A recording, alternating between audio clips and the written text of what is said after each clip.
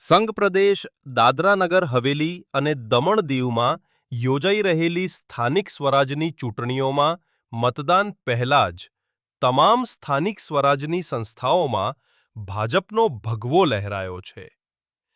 દાદરાનગર હવેલી જિલ્લા પંચાયત, સેલવાસ નગરપાલિકા અને દમણ જિલ્લા પંચાયતની ચૂંટણીમાં ભાજપના ઉમેદવારો સંપૂર્ણ બહુમતી સાથે બિનહરીફ ચૂંટાઈ આવ્યા છે.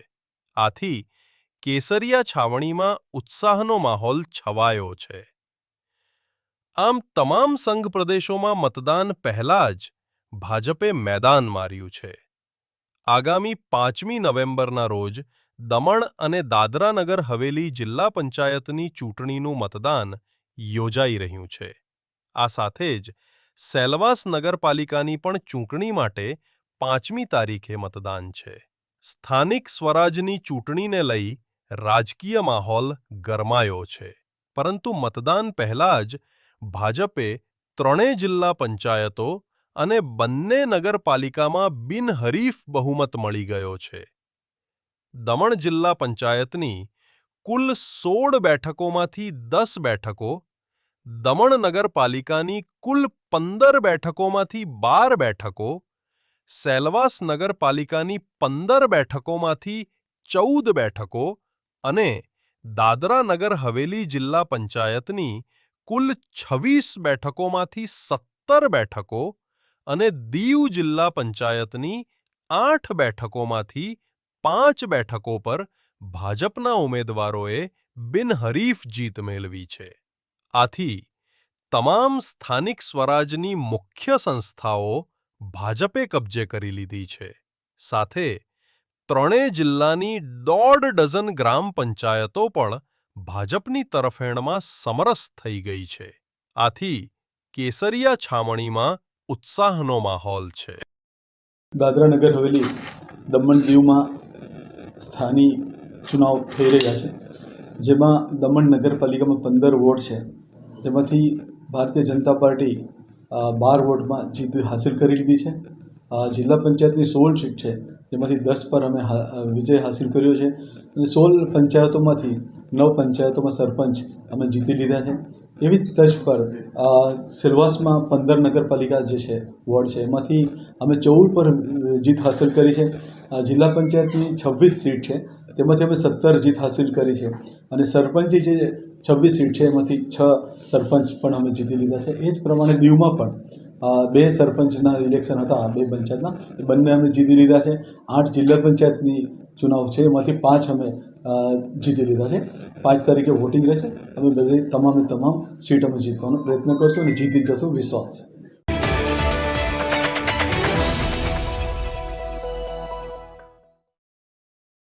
પડોશી સંઘ પ્રદેશોમાં સ્થાનિક સ્વરાજની ચૂંટણીનો માહોલ ગરમાયો છે.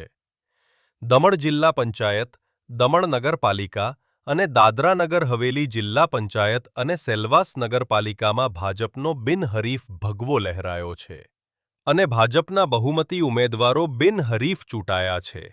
જો કે આ મામલે કોંગ્રેસ દ્વારા ગંભીર આક્ષેપો કરવામાં આવ્યા છે. કોંગ્રેસના આક્ષેપ મુજબ આ ચૂંટણીમાં ભાજપે ન માત્ર વોટ ચોરી કરી, પરંતુ ખોટી રીતે આખી ચૂંટણી જ ચોરી લીધી હોવાનો આક્ષેપ કર્યો છે. પ્રદેશમાં ભાજપના ઇશારે જ પ્રશાસને ખોટી રીતે કોંગ્રેસ અને અપક્ષ ઉમેદવારોના ફોર્મ રદ કર્યા છે. આથી આગામી સમયમાં કોંગ્રેસ આ મામલે આંદોલનની તૈયારી કરી રહ્યું છે. देखिए, ये बीजेपी का प्री प्लानेड पूरा प्रोजेक्ट है। ये शुरुआत में ही जब 20 पंचायत से 26 पंचायत करने की बात आई, उसी समय से पूरी जो कांग्रेस पार्टी का जो वोट की ध्रुवीकरण करने की कोशिश की और ये जब आनंद फानंद में ये लोगों ने चुनाव घोषित किया, उससे समय ही आप देखेंगे कि 10 तारीख को इनका नोटिफिकेशन आया और सेकंड सैटरडे और संडे ये बंद रहा। 4-5 दिन दस्तावेज निकालने के लिए बात रखी और 5 दिन में भी जो अधिकारी थे वो स्थल पर रहे ही नहीं और जो अधिकारी थे उनको ट्रेनिंग में रखा गया वापस, यानी 2 दिन मुश्किल से हमें वहाँ पर मिले। उसमें भी हमने 21 पंचायत में सरपंच और जिला सदस्य के हमने और 12 काउंसिलरों के हमने और करीब 200 वार्ड मेंबर की हमने तैयार की और जनता ने तय किया था इस बार कि दादरा नगर हवेली में बीजेपी के जितने भी प्रत्याशी हैं वो भाजपा के एजेंट बनकर आने वाले हैं, इसलिए यहाँ की जनता ने मूड बना लिया था कि हम भाजपा के लोगों को वोट नहीं देंगे।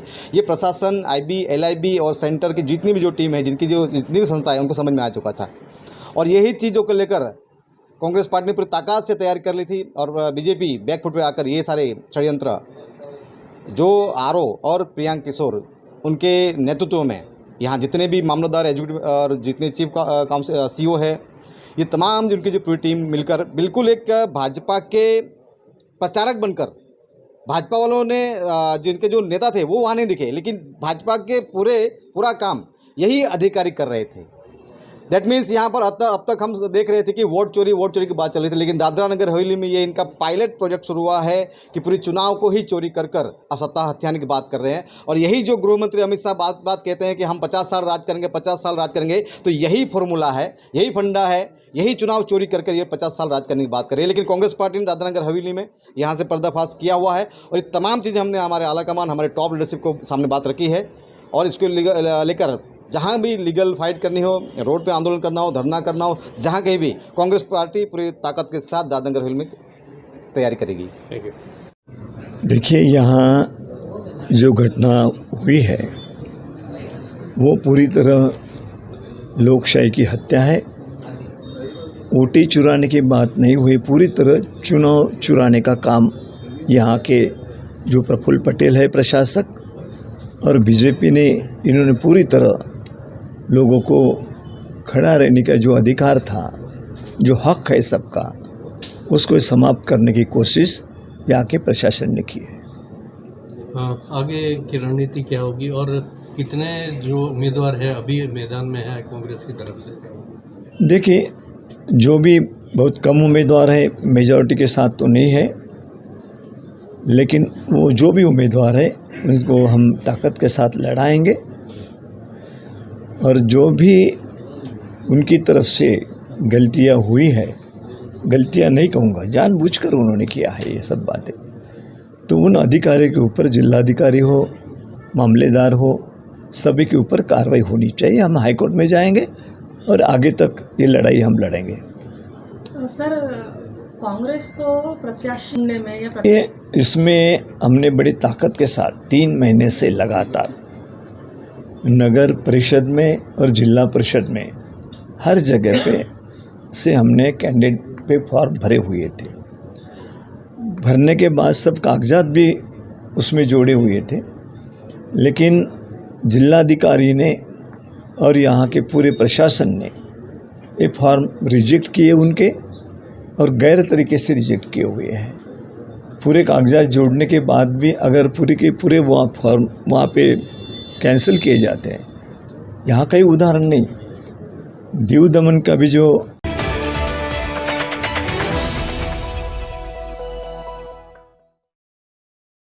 વલસાડ જિલ્લાના ઉમરગામના ભીલાડ નજીક અમદાવાદ મુંબઈ નેશનલ હાઈવે પર આવેલા તલવાડામાં દિવાળીની રાત્રે એક કંપની પરિસરમાં હત્યાની ઘટનાથી ચકચાર મચી ગઈ હતી।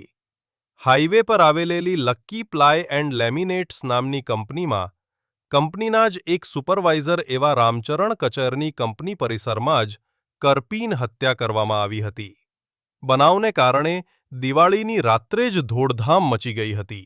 લોકો ફટાકડા ફોડવામાં વ્યસ્ત હતા। એ દરમિયાન જ કંપનીમાં હત્યાના બનાવને કારણે ખળભળાટ મચી ગયો હતો।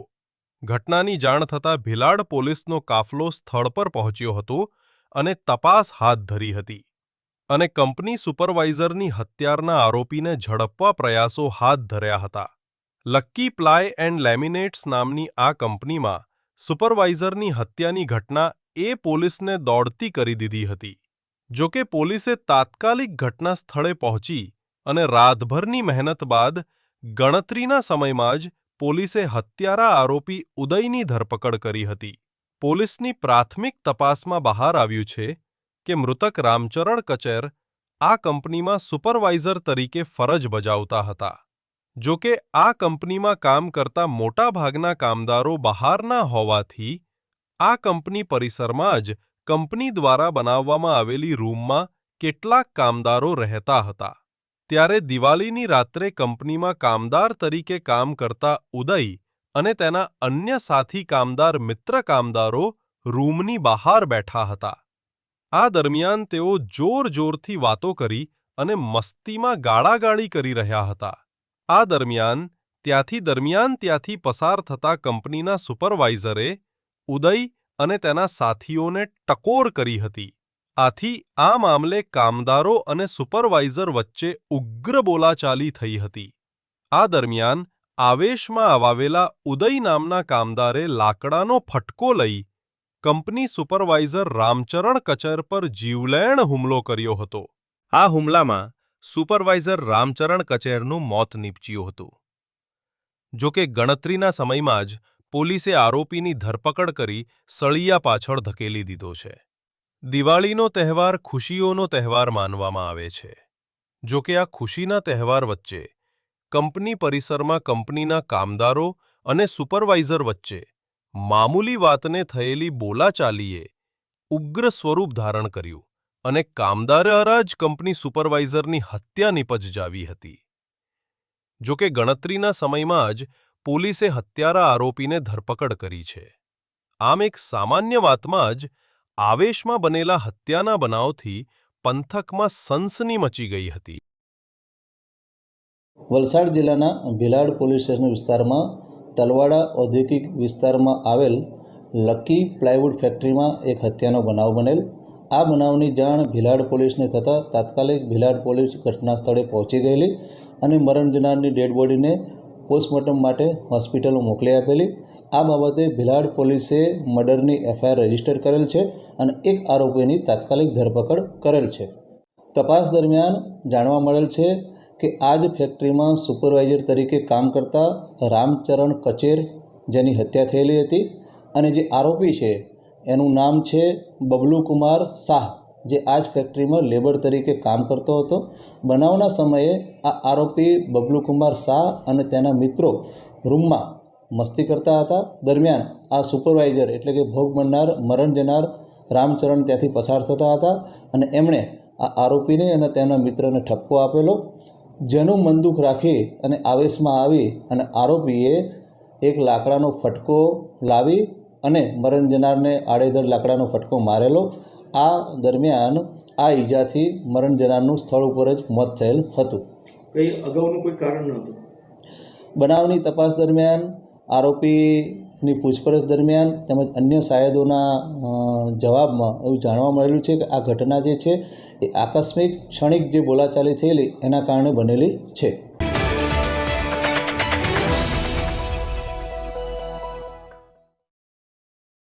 નદી કિનારે બાયોમેડિકલ વેસ્ટનો ગેરકાયદેસર નિકાલ વલસાડના પારડીની પાર નદી કિનારાની ઘટના.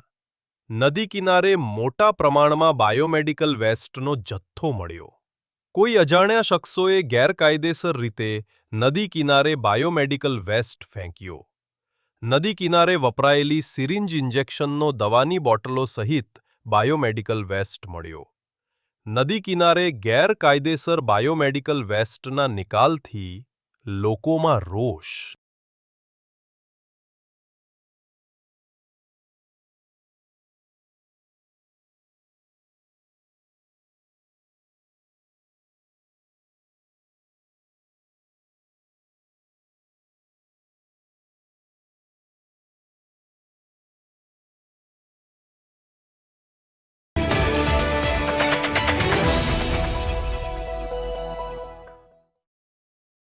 વલસાડમાં ભારે પવનને લઈ જિલ્લા સેવા સદન 2 પાસે જર્જરિત બિલ્ડિંગનું ફાઇબર સીટ તૂટી વાયર પર લટકી પડતા વલસાડ ફાયરની ટીમે દૂર કર્યું હતું. વલસાડ જિલ્લામાં અચાનક વાતાવરણમાં પલટો આવતા ભારે પવન ફૂંકાયો હતો, જેને લઈ જિલ્લા સદનમાં જે ફાઇબરનો શેડ હતો તેમાંથી એક ફાઇબરની સીટ ઉડી ને નજીક ઇલેક્ટ્રિક લાઇન પર પડતા કોઈ દુર્ઘટના ના બને તે માટે વલસાડ ફાયરની ટીમ દ્વારા આ ફાઇબરની સીટને ઇલેક્ટ્રિક વાયર ઉપરથી દૂર કરવામાં આવી હતી.